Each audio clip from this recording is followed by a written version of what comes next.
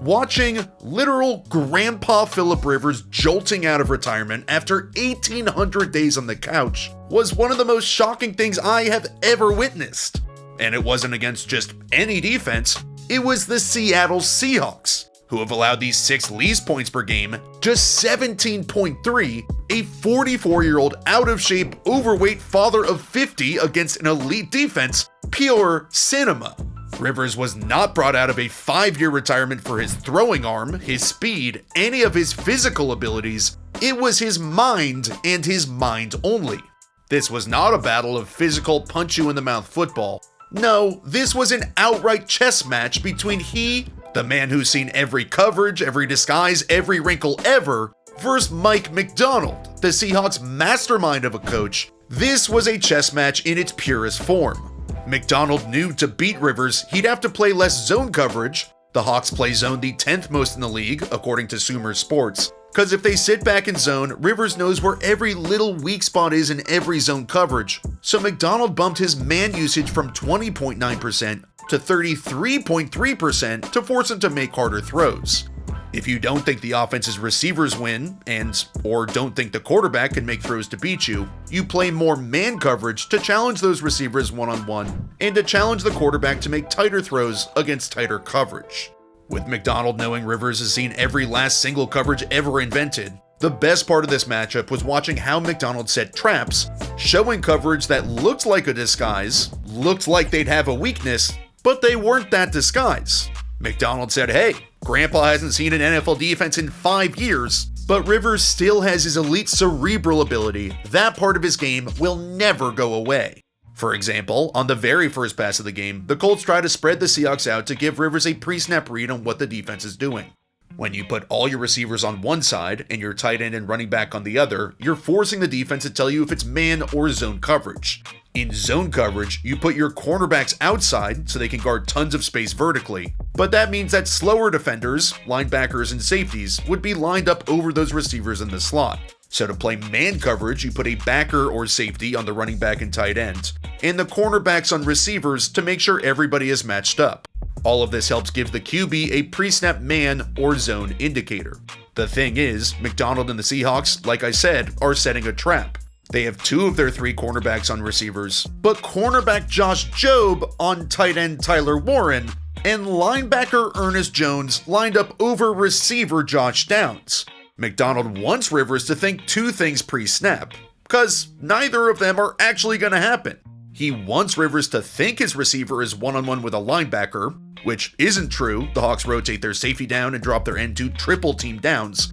Pre-snap though, a juicy matchup against a backer. And they want Rivers to also think they position Jobe the corner on Warren to blitz Jobe. They have their safety creeping down off the hash like he's going to replace the blitzing Jobe, which would cause him to rotate a D lineman and some of their other defenders towards downs.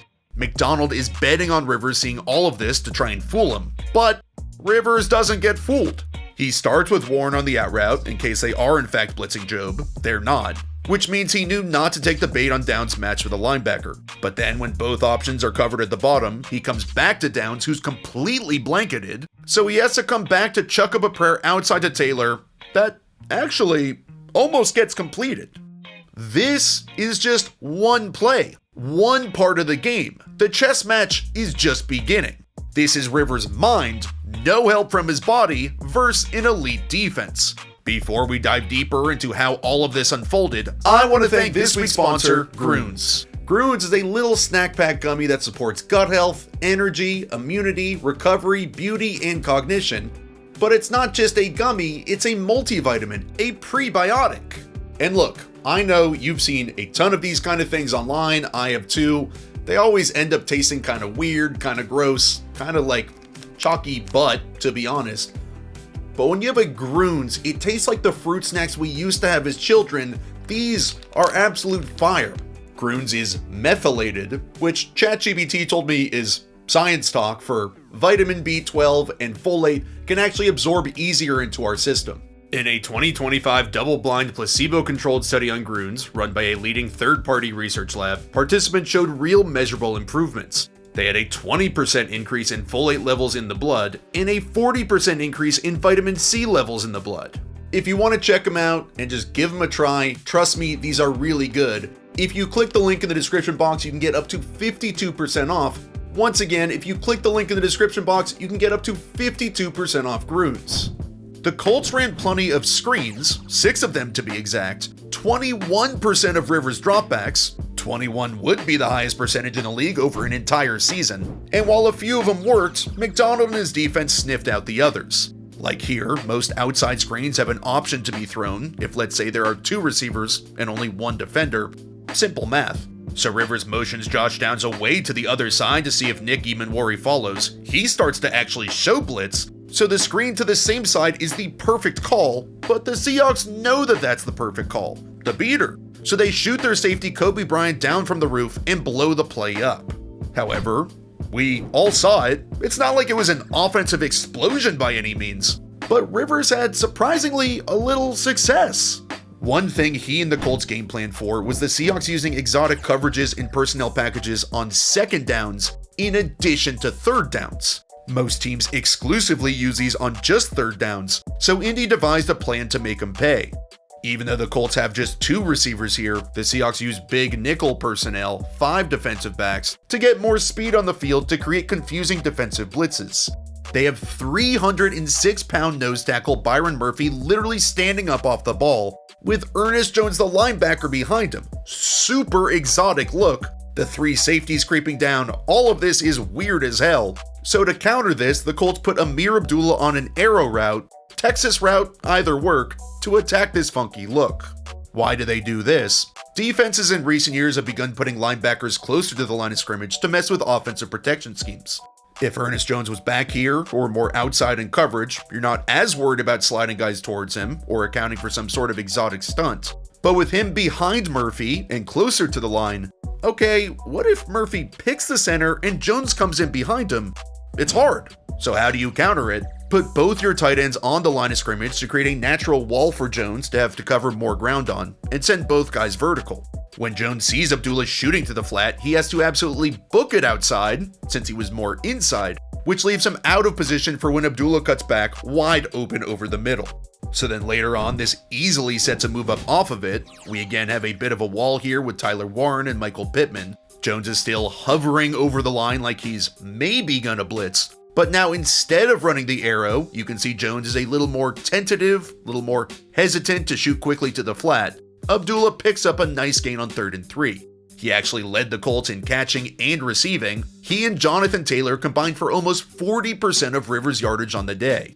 Additionally, to exploit the Seahawks game plan, Rivers was able to replace blitzing defenders. For example, he knows if you're blitzing here, you have to jump out a defender to cover that space. You can't just have gaping holes in coverage. And if the Seahawks want to only rush 4, but still have 7 in coverage, if you blitz a linebacker, that means you're going to have a defensive end dropping back, and Rivers rips him.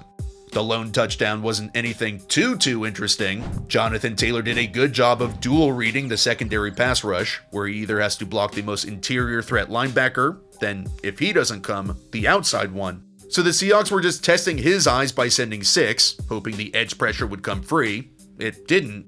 And a shallow cross man-on-man with Josh Downs is extremely hard to defend. As the game wore on, Rivers stopped becoming as effective. You can only run so many screens. They did go back to the double tight end set with the arrow route. The Seahawks zoned it off more, so there was more room for Abdullah to run. And then what was awesome, you don't really expect a quarterback like this to have any life left in his arm.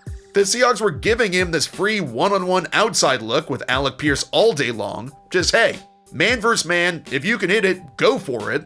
We know you can't. But then Rivers throws this sick back shoulder pass to hit him and sets up what became the go-ahead field goal with just a minute left. Rivers doing this against one of the best defenses in the NFL honestly shocked me. It really made me appreciate the mental side of football, where a quarterback who's been retired for 5 years at the age of 44 with a literal grandchild walking this earth could be this physically washed, yet still compete with an elite defense solely because of his mental ability. Rivers has seen every front, every coverage, every blitz, every disguise, and that will never leave his mind. Is he here to stay? No, absolutely not, and he'll be absolutely atrocious in one of the next few games, maybe all of them, And as much as I want to see a grandpa in the playoffs, in the name of quality football, we cannot allow this to happen. Football is so special because of these types of stories, where just the mental can actually at times overcome the physical. A chess match like the one we saw Sunday Colts vs Seahawks was one that had me glued to the screen in a way that I hadn't quite felt before. Will the grandpa excel? Get absolutely obliterated? Football and this channel are built on this kind of chess match. And last Sunday, Philip Rivers played chess almost just right.